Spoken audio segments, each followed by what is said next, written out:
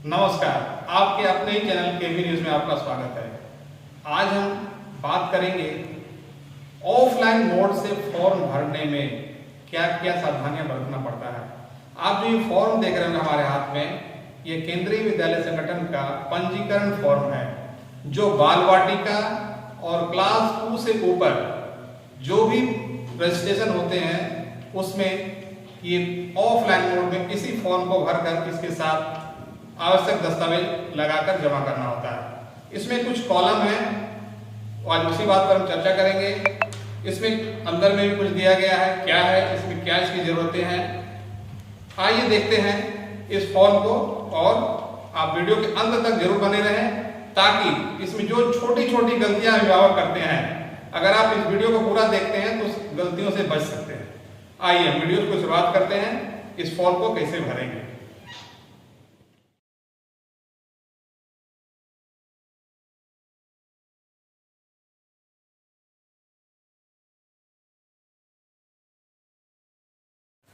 इस फॉर्म में सबसे पहले आप देख रहे होंगे पंजीकरण संख्या।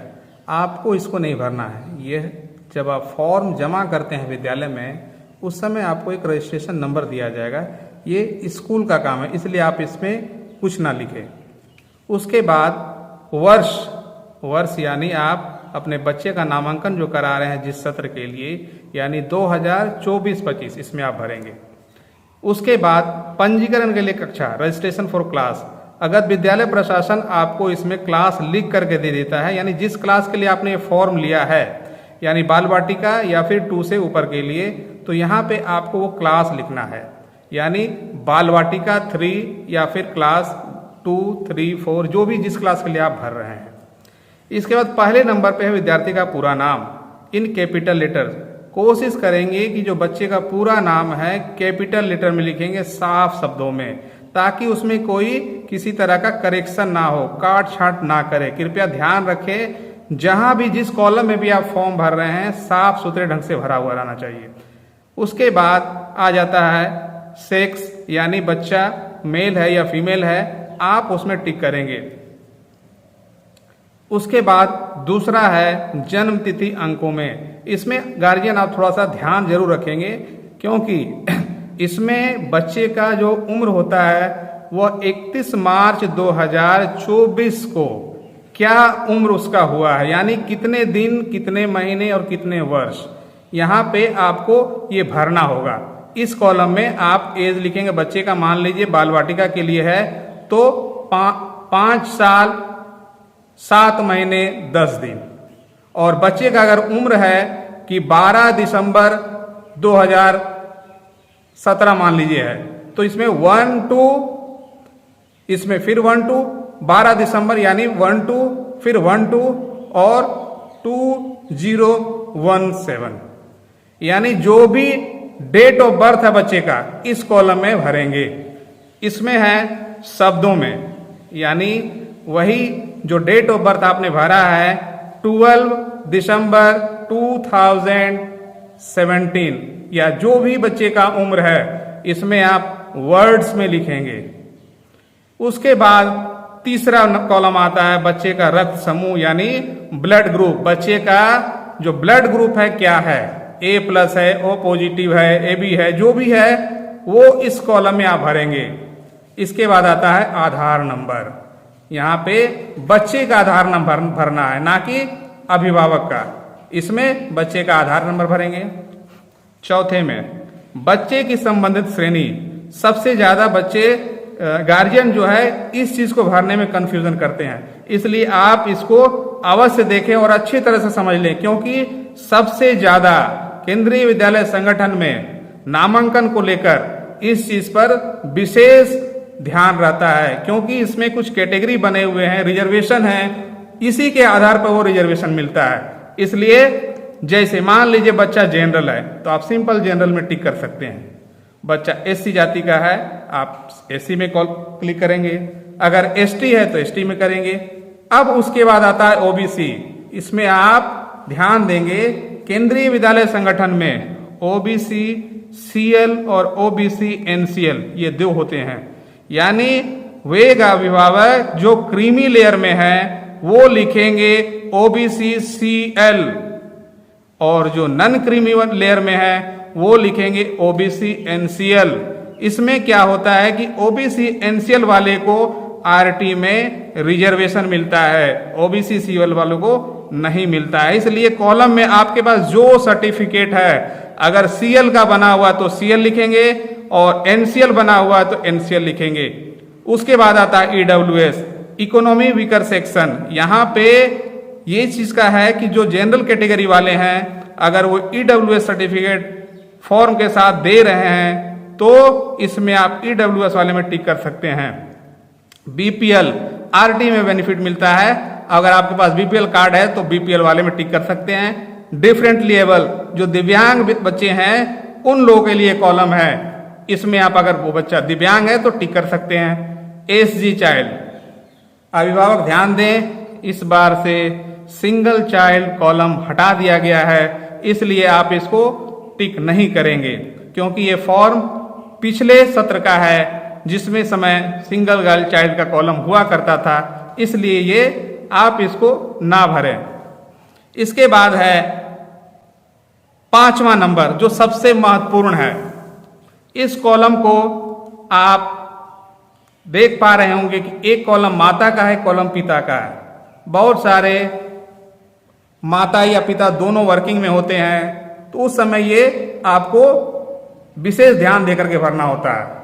सबसे पहला नाम, आपका नाम यानी माता का नाम इसमें होगा, ना कि बच्चे का नाम होगा। और इस कॉलम में पिता का नाम। कोशिश करेंगे कि जो बर्थ सर्टिफिकेट में बच्चे या के माता और पिता का नाम दिया गया है वही आप भरेंगे। इसमें आप भी कोशिश करें कैपिटल लेटर में भरें, साफ सुथरे और कैपिटल लेटर में भरें। उसके बाद आता है राष्ट्रीयता। आप भारत के निवासी हैं तो आप इसमें लिखेंगे इंडियन।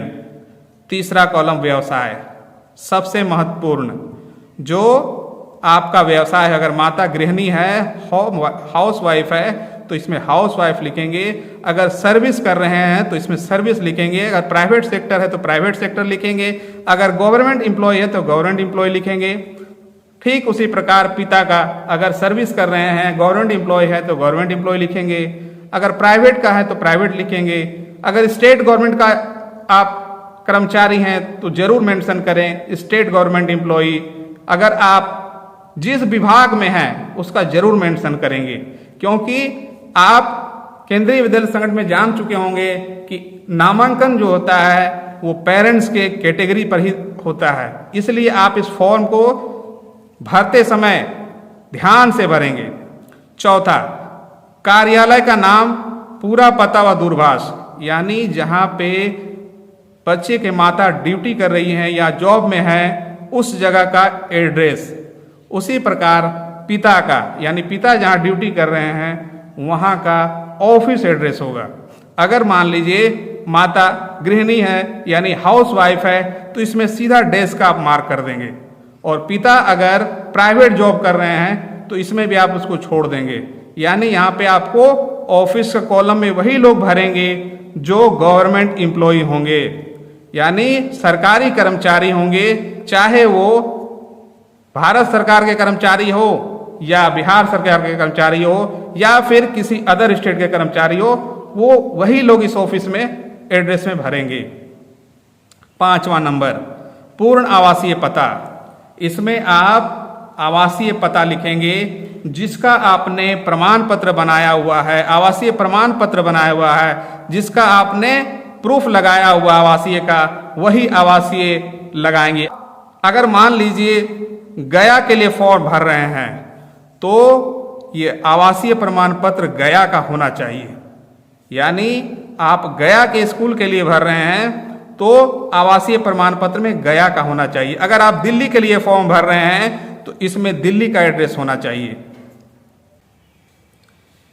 इसके बाद विद्यालय से दूरी, आपका जो आवास विद्यालय से कितने दूरी पर है इसमें वो लिखेंगे। मूल वेतन, बेसिक पे, यानी जो अभिभावक सरकारी कर्मचारी हैं उनका वेतन क्या, बेसिक पे क्या है। अगर माता गवर्नमेंट एम्प्लॉय है तो वो अपना बेसिक इसमें लिखेंगी। और पिता अगर गवर्नमेंट एम्प्लॉय हैं तो इसमें पिता का बेसिक लिखाएगा। इसके बाद 8वें नंबर पर आते हैं स्थानांतरणों की संख्या, नंबर ऑफ ट्रांसफर्स, यानी नंबर ऑफ ट्रांसफर्स पेरेंट्स का कितना है, यानी 7 सालों में, पिछले 7 सालों में स्थानांतरण की संख्या क्या है। अगर माता सेंट्रल गवर्नमेंट है या स्टेट गवर्नमेंट के एम्प्लॉय हैं तो उनका पिछले 7 साल में कितने ट्रांसफर है, इसमें वो नंबर लिखेंगे। और पिता अगर 7 सालों, पिछले 7 सालों में जितना भी ट्रांसफर है, अगर 1 है, 2 है, 3 है तो इसमें नंबर लिखेंगे। अगर एक भी ट्रांसफर नहीं है तो इसमें 0 लिखेंगे। इस कॉलम को आप गवर्नमेंट एम्प्लॉई जरूर भरेंगे। इसके बाद आता है 9वां, माता पिता की श्रेणी। इस फॉर्म का सबसे इंपॉर्टेंट पॉइंट, माता पिता की श्रेणी। बहुत से अभिभावक को अपनी श्रेणी नहीं पता होता है, क्योंकि केंद्रीय विद्यालय संगठन में जो एडमिशन गाइडलाइन दिया गया है उसमें इसका जिक्र है और ये सभी को पता होना चाहिए कि हमारी श्रेणी क्या है, क्योंकि आप इसमें अगर गलत भरते हैं तो ये आपका फॉर्म जो है वो रिजेक्ट हो जाएगा। इस कॉलम को आप ध्यान से भरेंगे। इसमें सबसे पहले आप संक्षिप्त में जान लें कि जो सेंट्रल गवर्नमेंट के ट्रांसफरेबल, नॉन ट्रांसफरेबल जॉब वाले हैं वो फर्स्ट कैटेगरी में आते हैं, यानी वो अपना कैटेगरी 1 लिखेंगे। अगर माता सेंट्रल गवर्नमेंट एम्प्लॉय है तो 1 लिखेंगी, पिता अगर हैं तो पिता लिखेंगे। अगर दोनों सेंट्रल गवर्नमेंट एम्प्लॉय हैं तो दोनों 1 लिखेंगे। है अगर माता गृहिणी हैं तो इसमें आप कैटेगरी 5 भरेंगे। ये ध्यान रहे, प्राइवेट जॉब वाले, यानी जो सेल्फ एम्प्लॉयड हैं, प्राइवेट जॉब वाले हैं, वे कैटेगरी 5 भरेंगे। सेंट्रल गवर्नमेंट वाले जो हैं वो भरेंगे कैटेगरी 1। उसके बाद आता है category 2, central government autonomous bodies. जो सेंट्रल गवर्नमेंट ऑटोनोमस बॉडीज में है, जैसे SBI वाले हैं या जो नेशनल बैंक है, LIC के कर्मचारी हैं, वो कैटेगरी 2 भरेंगे। यानी अगर माता वर्किंग में है तो 2 भरेंगी, अगर पिता वर्किंग में है तो 2 भरेंगे। यानी दूसरा कैटेगरी जो सेंट्रल गवर्नमेंट ऑटोनोमस बॉडी वाले हैं उन लोगों के लिए है। इसके बाद आता है कैटेगरी 3। कैटेगरी 3 में आता है जो स्टेट गवर्नमेंट एम्प्लॉय है, जो स्टेट गवर्नमेंट में कार्यरत है वो भरेंगे कैटेगरी 3।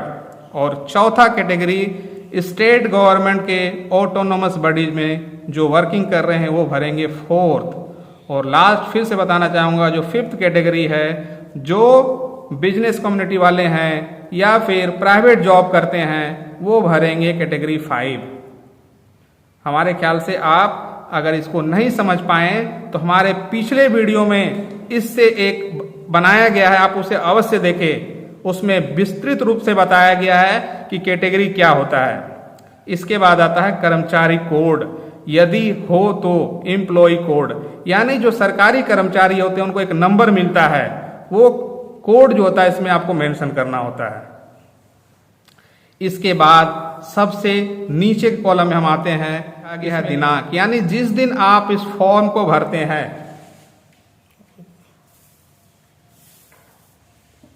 यानी जिस दिन आप फॉर्म को जमा करेंगे उस दिन का इसमें डेट डाला जाएगा। और माता पिता अभिभावक जो इस फॉर्म को जमा कर रहे हैं उनका इसमें सिग्नेचर होगा और पूरा नाम होगा। इसमें लिखा जाता है कि मैं एतद द्वारा यह प्रमाणित करता या करती हूं कि उपयुक्त प्रविष्टियां मेरी जानकारी में सत्य है। यानी आपने जो इसमें विवरण दिया है इसमें आप उसकी पुष्टि कर रहे हैं, इसमें आप पुष्टि कर रहे हैं कि हाँ हमने ये जो विवरण दिया है वो सब सही है, तब आप फिर इसमें साइन कर रहे हैं। इसके नीचे पावती, एक एक्नॉलेजमेंट है, ये आपको विद्यालय प्रशासन इतना काट करके आपको रिटर्न करेगा, जिसमें आपका जो रजिस्ट्रेशन नंबर यहाँ विद्यालय जो बना कर देगा वो इसमें नोट करिएगा, ताकि आपका जब लिस्ट में नाम आए तो ये रजिस्ट्रेशन नंबर उसमें जरूर आप मिलाएंगे। उसके बाद जो भी कॉलम है ये स्कूल प्रशासन भर करके आपको रिटर्न कर देगा। इसके बाद आते हैं दूसरे पन्ने में।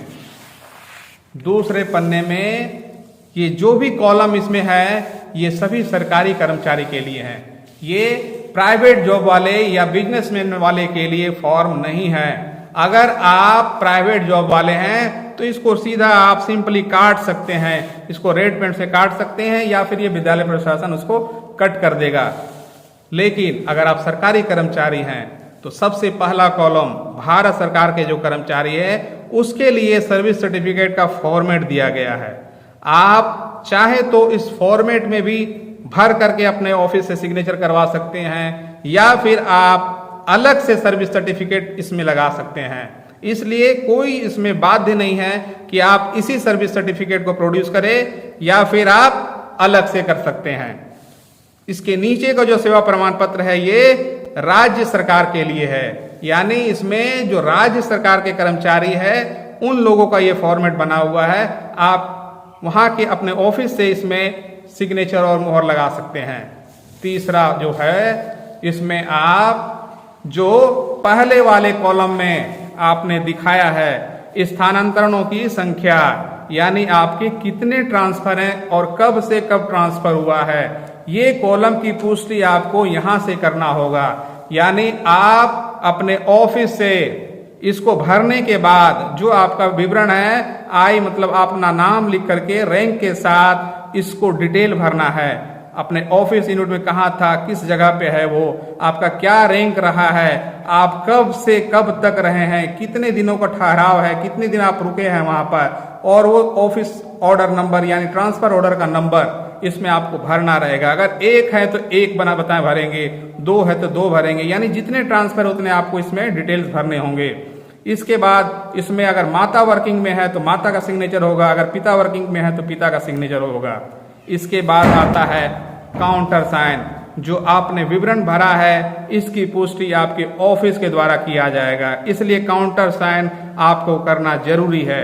आप इस फॉर्मेट में भी इसको कर सकते हैं या फिर आप अलग से भी इसको फॉर्म को बना करके सिग्नेचर करवा करके विद्यालय में जमा कर सकते हैं। इसके बाद वाला कॉलम जो है ये जनरली आमतौर पर आर्मी से रिलेटेड है, यानी सेना में जो डाइड इन हार्नेस सर्टिफिकेट बनता है ये सेना के लिए है। इसलिए उम्मीद करता हूं कि आपने इस वीडियो को पूरा देखा होगा और जहां भी कोई आपको दिक्कत या परेशानी होगी आप चैनल के कमेंट बॉक्स में कमेंट करके पूछ सकते हैं। फिलहाल ये बच्चे का फोटो है, आप यहाँ फोटो अवश्य लगाएंगे। उम्मीद करता हूं कि आपको वीडियो अच्छा लगा होगा। अगर अच्छा लगे तो लाइक का बटन अवश्य दबाएं और चैनल को सब्सक्राइब कर लें। धन्यवाद।